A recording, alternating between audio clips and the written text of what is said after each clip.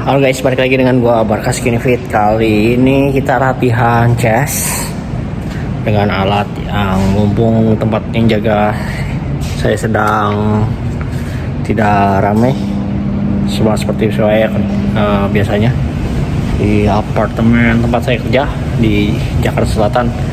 Kali ini kita akan latihan chest. Kita maksimalin angkatan. Let's go.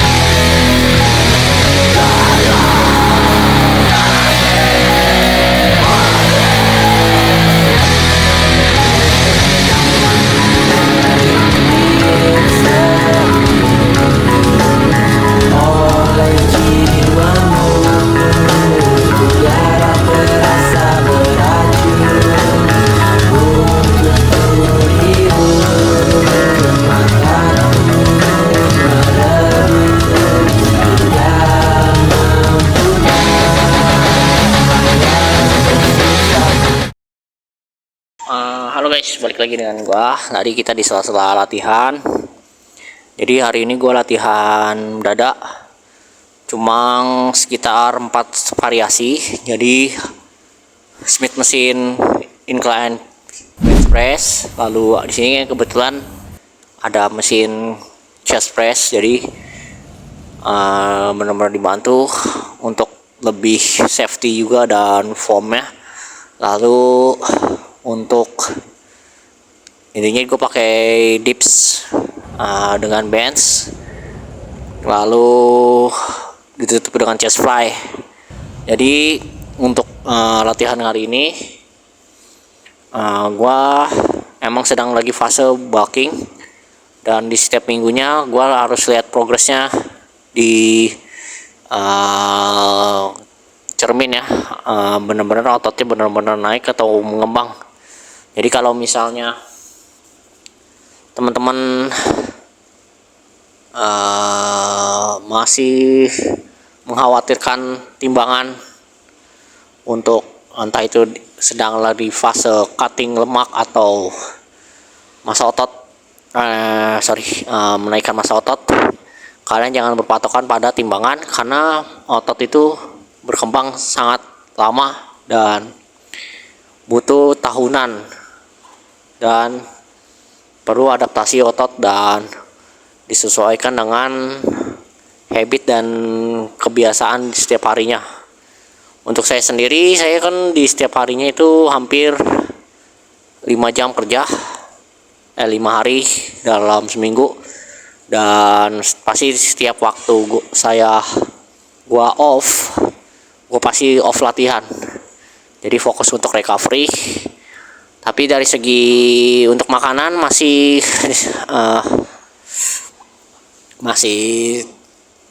istilahnya masih kurang dari nutrisi, karena gue masih mengusahakan di setiapnya. Dan gue sendiri masih kebiasaan ngerokok ya, kelihatan dari mulut saya yang hitam. Jadi jangan dicontoh. Kalau kalian benar-benar mau gaya hidup sehat, kalian kalau bisa hindari kebiasaan merokok, dan yang paling penting alkohol ya, karena latihan beban tujuannya untuk kesehatan. Kalian harus memiliki gaya hidup yang sehat juga.